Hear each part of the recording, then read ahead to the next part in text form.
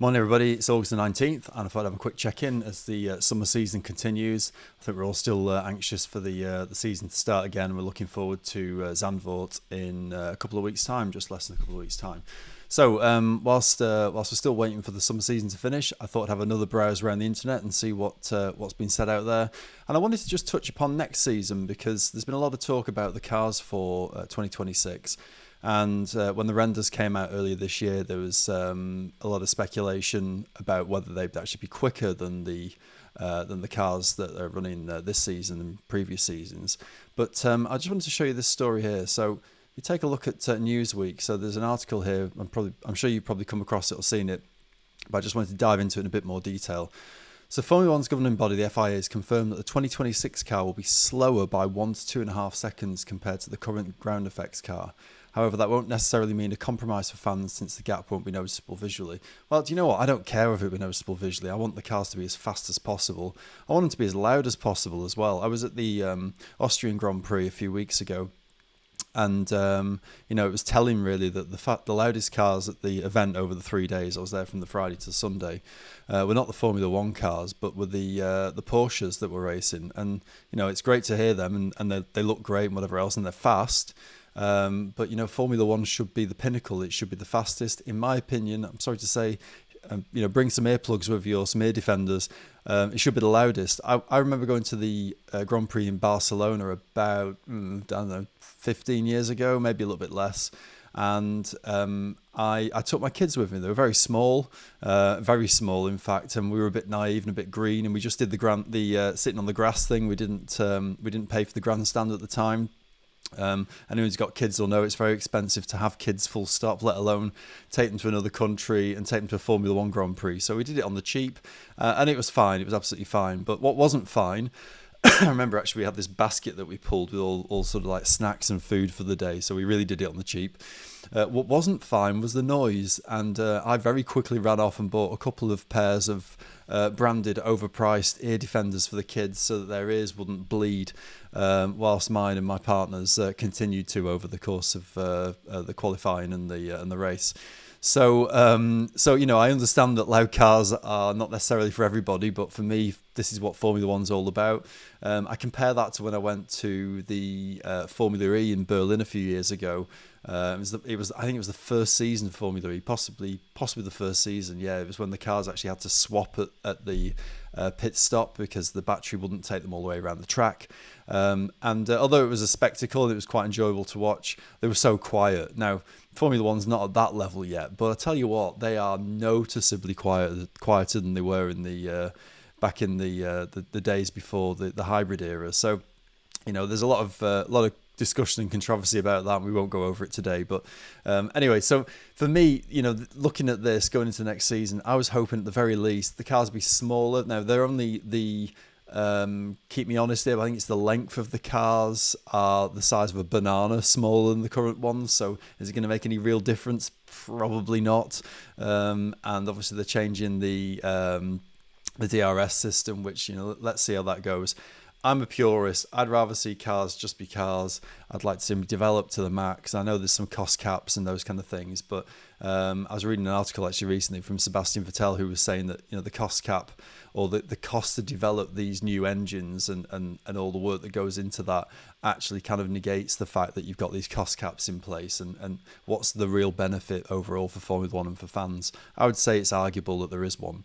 So anyways, the article continues. F1 enters a new era of regulations next year with new engine and chassis rules. As a result, the cars will undergo a significant overhaul in every way. To begin with, the 2026 car will feature a new power unit that will run on electric power and internal combustion split by an equal ratio. The Sport will leave behind the current drag reduction system for active aerodynamics at the front and rear wings. The car will be lighter and smaller with less downforce and drag to encourage close racing. Now, of course, we all want that and we all hope that that's what will actually happen. I'm sceptical because we've had promises before. We had promises about the last era of cars that they'd be close together. Now, I think you could argue that they have been close together.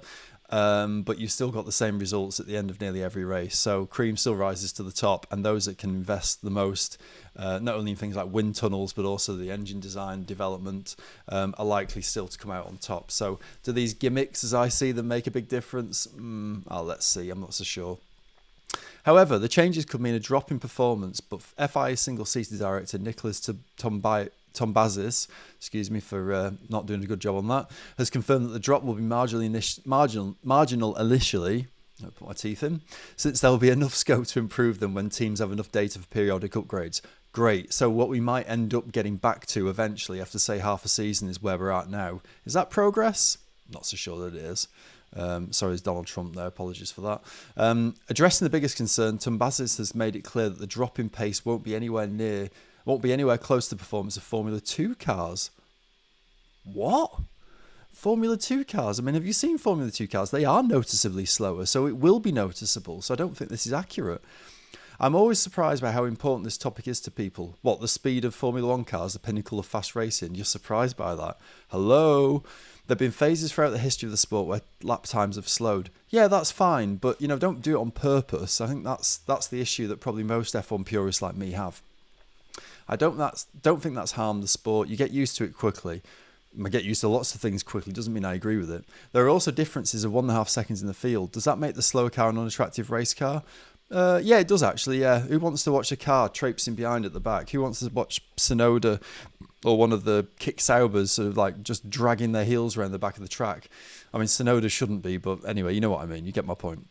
The driver feels 1.5 seconds. From the outside, you hardly notice it. That's absolute looks. So, sorry, you do notice it, and you will notice it. Tombazis suggested the drop in performance is a normal occurrence ahead of the new era of regulations. Well, it is if you make it that way. Yeah, of course it is. To reassure you, according to our simulations, well, okay, let's see the real thing. The cars are getting between 1 and 2.5 seconds slower per lap. Well, that's just the beginning. Oh, great, they could get even slower, or what? The teams will develop the cars quickly. Oh, okay, that's good to hear. Soon, no one will complain that the cars are too slow. We're not sinking to Formula 2 level. Oh, the shame. Okay.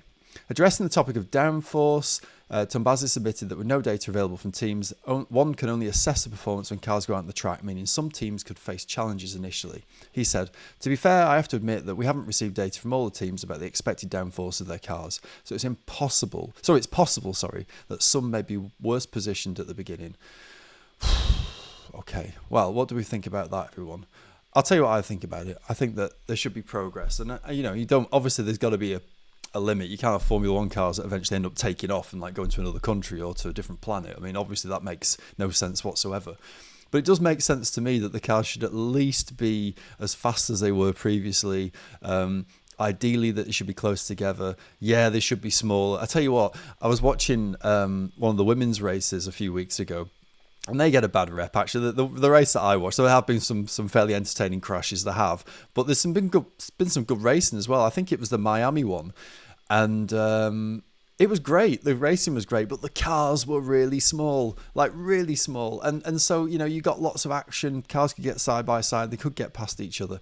I think that's what most Formula 1 fans want to see, not some faffing about with, a banana-sized reduction in the car and slower cars and technical differences that maybe I'll do another video about this. In fact, I will. I'll find the article about it was an interview with Sebastian Vettel from a couple of days ago. You can find it online. So the German, with a German magazine. But basically, he was saying, like, what are we doing here with these cars, and what difference is it going to make? And again, I don't want to regurgitate what I've just said, but genuinely, changing the DRS to something else. The point that Vettel makes is that you've potentially got this issue, or the point that's been made anyway, is that potentially you've got this issue where drivers will have to lift and coast because the electric won't get them all the way around a lap, so they'll have to basically downshift in order to try and keep the car from essentially not conking out. Now, I don't know. For me, particularly when you're at a race, I want to just see the cars go as fast as they can. I don't want to see pit stops with refueling because, it's just bloody dangerous. But I do want to see the cars really pushed. And we've seen this before where they've had to let, lift off a bit, particularly because of tyre degradation. It's very technical, and that's fine. Formula 1 should be technical. But it shouldn't be so technical that you need to basically have a manual in front of you and go, oh, why is Hamilton slightly slower there? Oh, it's because he's coasting a bit because, maybe his battery won't get him all the way around the track. What? No, I don't think so. So I don't know what you guys think, but that's my my perspective on things. I am still as keen as ever to watch F1 next season, but I do wish that perhaps there was a little bit less tone deafness from the authorities, and maybe just a simplification and a bit more of a harmonisation about how teams can be competitive together, because that's all that most Formula One fans want to see. So anyway, put your comments in the comments section if you can. Please like and subscribe if you can, because it really helps get the videos out there. I'm still learning, it's still early days. I'm up for any feedback that you've got about what we can do better, differently, or what kind of topics you want me to talk about. But for that, I will leave it for today. I wish you all a good day and take it easy. Goodbye.